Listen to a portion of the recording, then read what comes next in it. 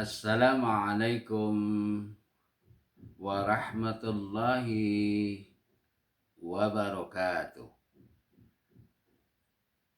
Bismillah walhamdulillah. Assalatu wassalamu ala rasulillah wa ala alihi wa sahbihi wa mawalah. Ashhadu an la ilaha illallah wahdahu la syarikalah wa ashhadu anna Muhammadan abduhu wa rasuluhu la nabiyya ba'dah. Raditu billahi rabbah wa bil islami dina wa bi Muhammadin nabiyya wa rasulah. Rabbi sahli sadri wa yassirli amri wahlul 'uqdatam min lisani yafqahu qauli, amma ba'd. Sahabat-sahabatku yang dirahmati Allah, kita lanjutkan kembali Samudra Al-Fatihah bagian yang keempat, ayat 4.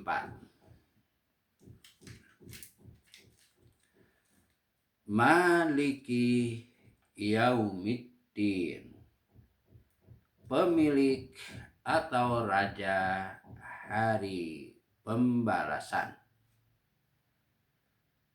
Ibrahim bin Umar Al-Biqai 896 Hijriah, seorang pakar Al-Quran khususnya dalam bidang rahasia urutan ayat-ayat dan surat Al-Quran, menulis dalam tafsirnya rahasia penempatan ayat 4 ini setelah ayat tentang pemeliharaan dan pendidikan Allah Subhanahu wa Ta'ala yang Maha Rahman dan Maha Rahim itu.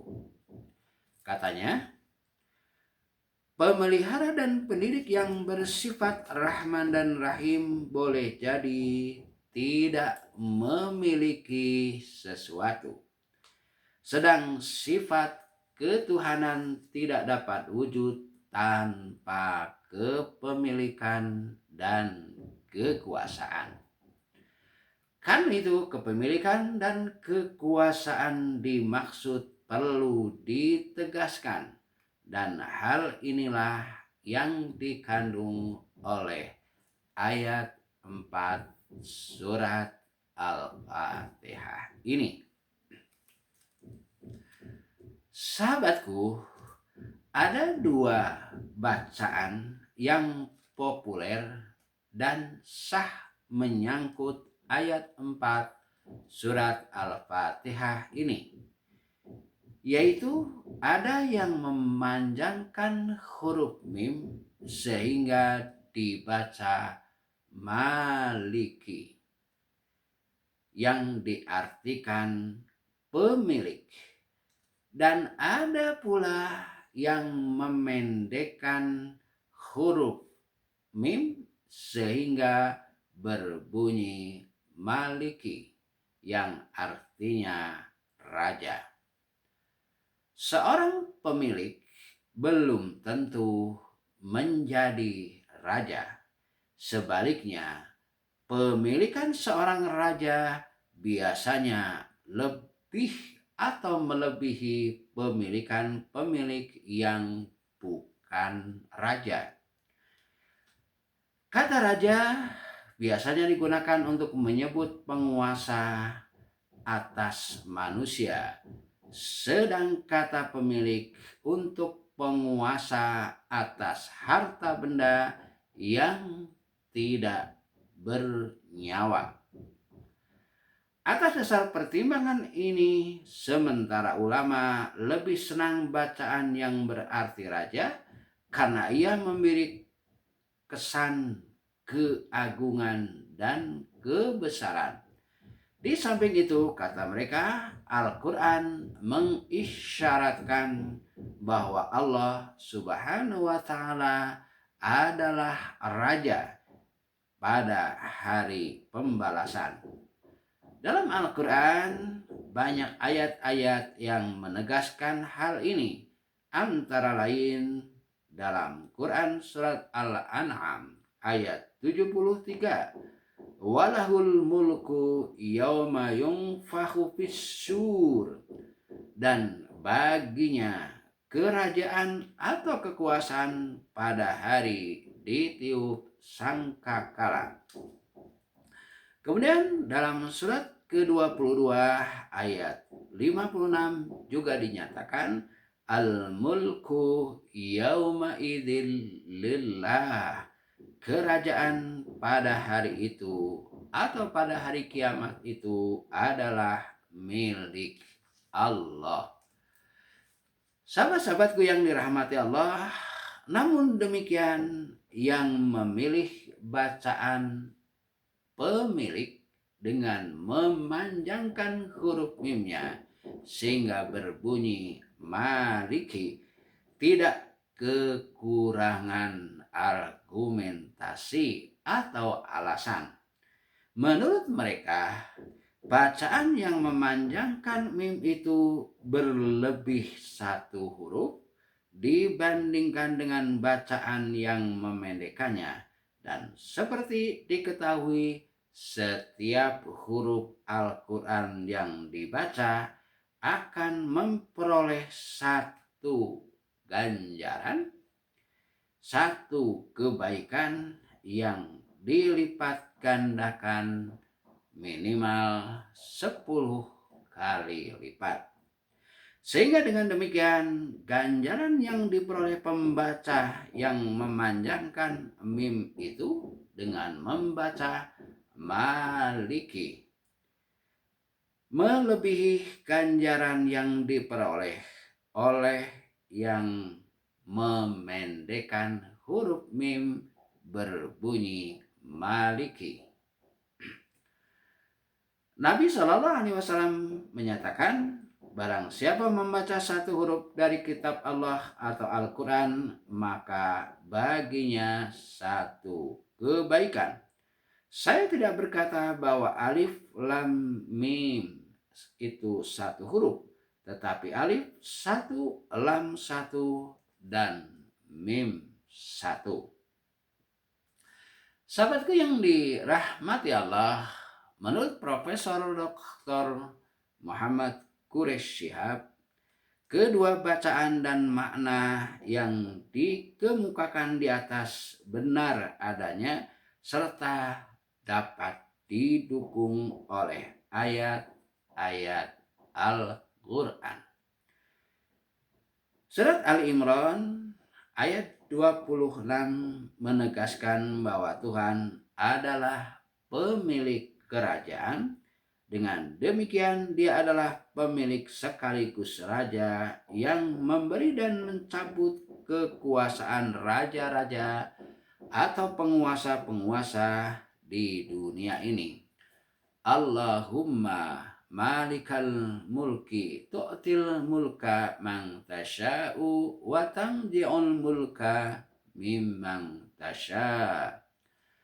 Wahai Tuhan yang memiliki kerajaan, Engkau beri kerajaan kepada orang yang Engkau kehendaki, dan Engkau cabut kerajaan dari orang yang Engkau kehendaki. Yaum dan ad-din, yaum biasa diterjemahkan hari. Kata yaum terulang di dalam Al-Quran sebanyak hari-hari dalam setahun berdasarkan kalender Syamsiah, yaitu 365 kali.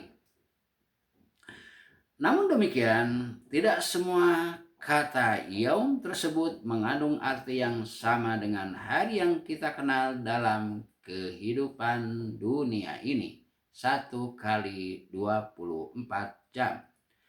Al-Quran menggunakan kata yaum dalam arti waktu atau periode yang terkadang sangat panjang menurut ukuran kita.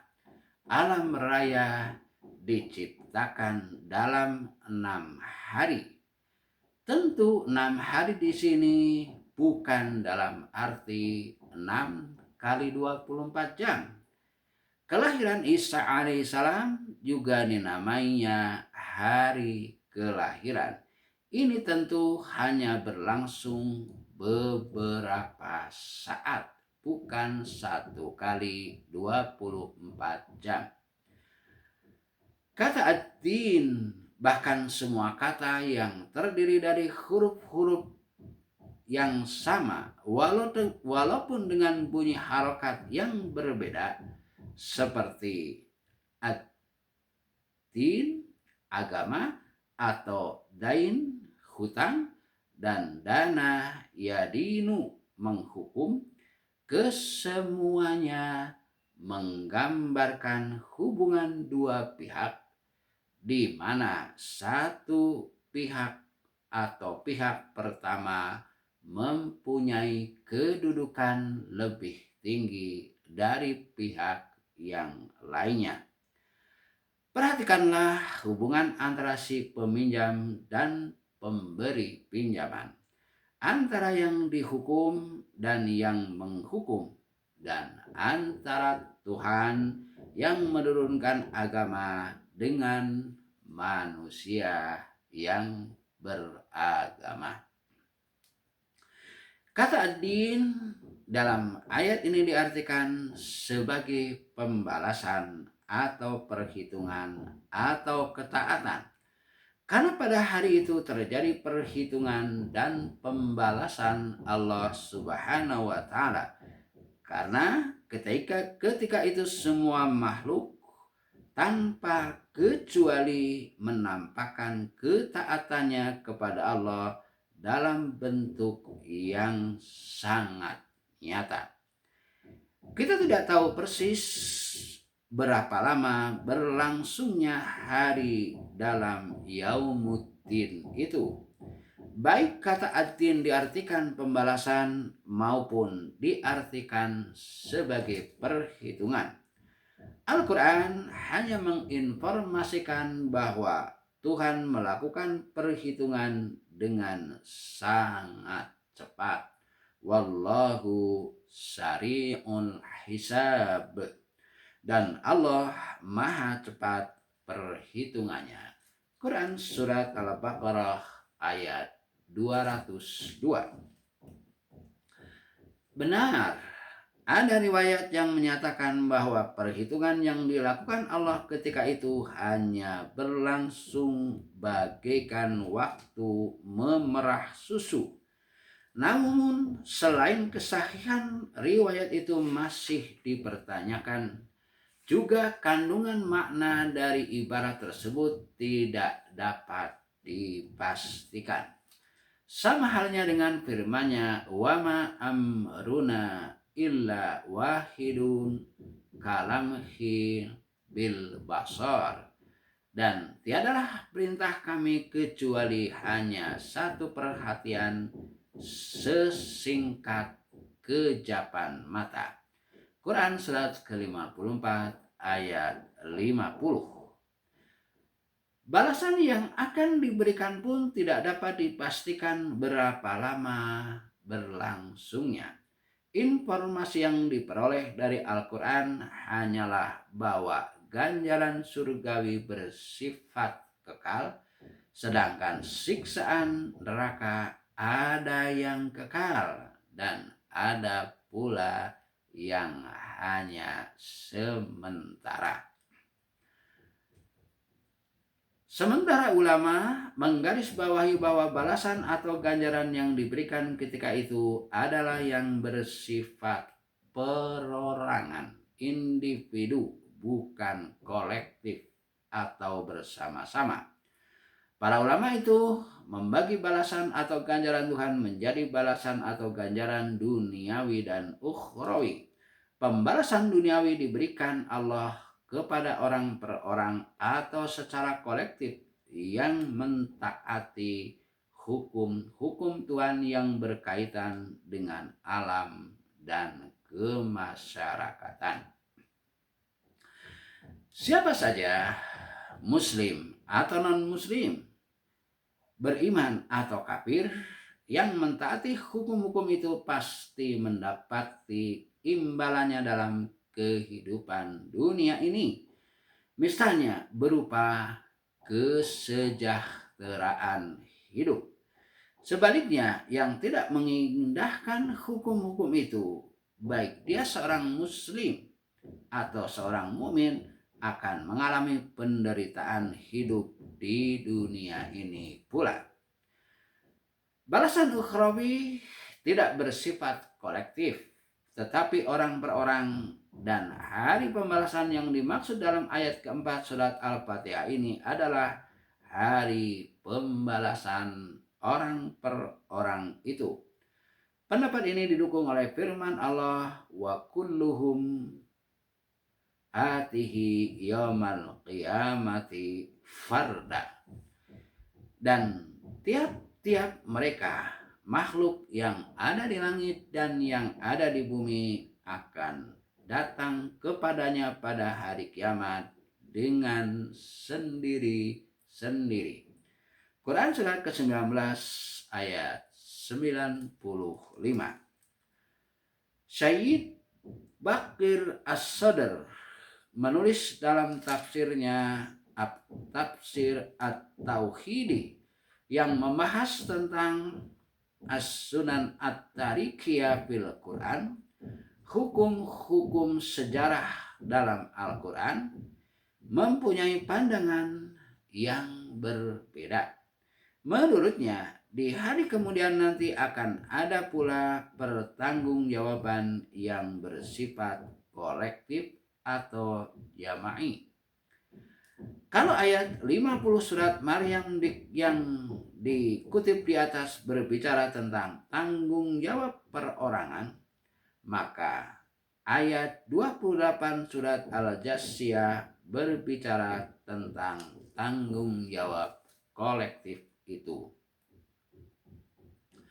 Wa tara kulla ummatin jasiyah, kullu ummatin tut'a ila kitabiha al-yawma tujzauna ma kuntum ta'malun. Dan pada hari itu kamu lihat tiap-tiap umat berlutut. Tiap-tiap umat dipanggil untuk mempertanggungjawabkan buku catatan amalnya. Pada hari itu kalian diberi balasan terhadap apa yang kalian kerjakan. Menurut As-Sadr, tujuan dari pertanggungjawaban ini adalah untuk memulihkan hak kepada pemiliknya, karena tidak jarang hubungan-hubungan dalam suatu masyarakat berjalan sangat timpang. Seseorang yang tertindas mungkin saja semestinya menduduki tempat yang setinggi-tingginya. Nah, disinilah pertanggungjawaban itu dibutuhkan. Ketika itu semua pihak yang terlibat dikumpulkan, dan setelah putusan dijatuhkan terjadilah apa yang dinamai Al-Quran Yaumut Taghabun, hari ditampakkannya kesalahan-kesalahan. Dalam konteks ini Allah Subhanahu wa taala berfirman, yauma yajma'u liyaumil jam'i dzalika yaumut taghabun. Hari yang pada waktu itu Allah mengumpulkan kamu pada hari pengumpulan, itulah hari At-Taghabun. Quran surat ke-64 ayat 9.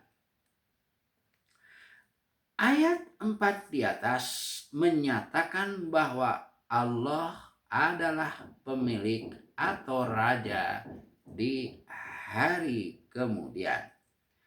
Paling tidak ada dua makna yang dikandung oleh penegasan ayat ini, yaitu yang pertama,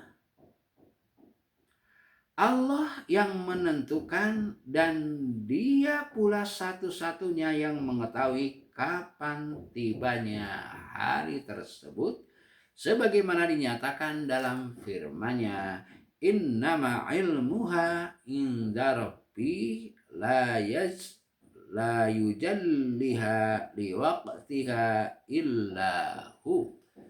Sesungguhnya pengetahuan tentang hari kiamat itu ada pada sisi Tuhanku. Tidak satu makhluk pun yang dapat menjelaskan waktu kedatangannya kecuali Dia semata. Quran surat ke-7 ayat 187. Yang kedua, Allah menguasai segala sesuatu yang terjadi dan apapun yang terdapat ketika itu. Kekuasaannya sedemikian besar sampai jangankan bertindak atau bersikap menentangnya, berbicara pun harus dengan seizin Allah. Yauma yaqumur ruhu wal malaikatu saffa la yatakallamuna illa man adina lahur rahmanu wa qala shawaba. Pada hari itu ruh atau malaikat Jibril dan para malaikat yang lain berdiri bersaf-saf. Tidak ada yang berbicara kecuali yang diizinkan Allah Ar-Rahman, dan Dia mengucapkan kata-kata yang benar. Quran surat An-Naba ayat 38. Sedemikian mencekam keadaan ketika itu sehingga fala tasma'u illa hamsa. Kamu tidak mendengar kecuali bisikan-bisikan saja. Quran surat ke-20 ayat 108. Kalau dipertanyakan mengapa ayat ini tidak berbunyi yang menguasai hari akhirat dan hari dunia, bukankah Tuhan menguasai pula hari dunia ini? Maka jawabannya terletak pada makna yang dikandung oleh kata maliki, seperti yang dikemukakan di atas, yakni bahwa ketika itu kekuasaan dan kerajaan Tuhan sedemikian menonjol sehingga tidak satu makhluk pun yang tidak merasakannya dan tidak satu pun yang berani membangkang, serta tidak sesaat pun terlintas dalam benak kemampuan atau kehendak untuk mengingkari kekuasaan Allah. Berbeda halnya dengan kekuasaan dan kerajaannya dalam kehidupan dunia ini. Walaupun Allah juga penguasa dan raja dalam kehidupan dunia ini, tidak semua makhluk menyadari kekuasaan dan kerajaan Allah. Ada saja di antara mereka yang membangkang, bahkan sampai mengaku dirinya sebagai Tuhan, seperti yang dilakukan oleh Fir'aun dan orang-orang yang sesama dengan Fir'aun. Semua yang dikemukakan di atas didasarkan pada pengertian kalimat Yaumuddin sebagai hari pembalasan di akhirat nanti. Sementara itu Mufasir Al-Biqai 1480 Masehi, seorang ulama besar, walaupun menerima pendapat tersebut namun menamakan pengertian di atas sebagai pengertian lahiriah, sedang pengertian batiniahnya melebihi apa yang dikemukakan. Sebelum menjelaskan pandangan tentang makna batiniah ayat keempat ini, terlebih dahulu ia menjelaskan arti yaum, hari, yang mengutip pendapat ulama lain yaitu Al-Harari. Menurut ulama ini, yaum atau hari dalam bahasa Al-Quran berarti suatu saat yang cukup bagi terselesaikannya suatu perbuatan nyata, baik singkat maupun panjang. Hari pembalasan dalam ayat ini secara lahiriah adalah hari tampaknya secara jelas kemandirian Allah dalam memberi balasan. Kemandirian yang menjadikan semua pihak yang tadinya ragu atau menduga memiliki kemampuan menjadi tidak berkutik sama sekali. Hari itu dimulai dari saat kebangkitan dari kubur sampai dengan saat kekekalan di surga atau di neraka. Inilah yang disebut Al-Biqai sebagai makna lahiriahnya.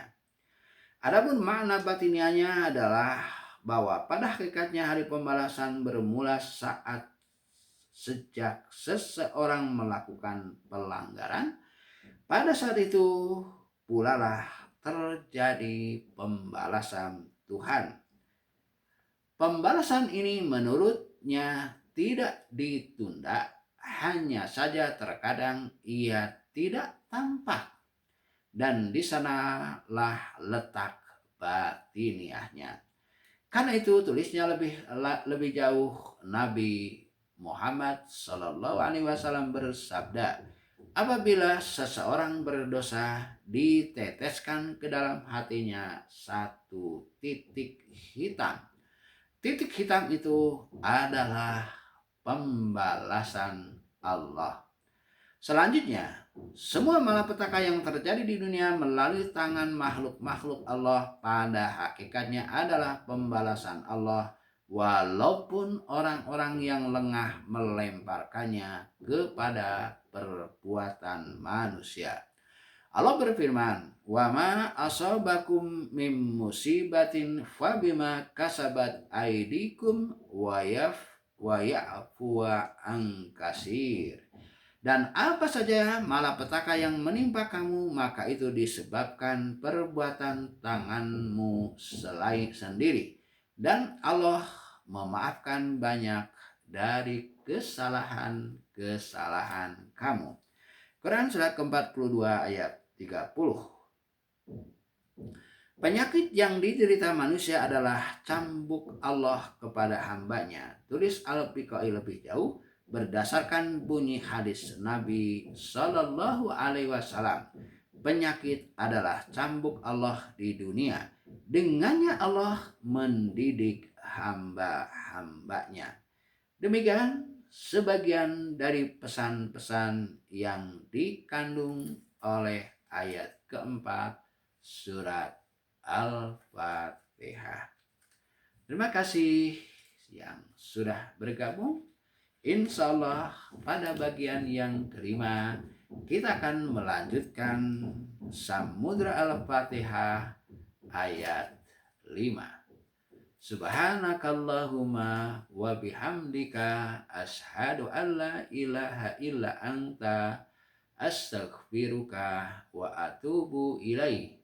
Rabbana atina fid dunya hasanah wa fil akhirati hasanah wa qina adzabannar wa adkhilnal jannata ma'al abrar ya aziz ya ghaffar ya rabbal alamin. Wabillahi taufiq wal hidayah. Wassalamu alaikum warahmatullahi wabarakatuh.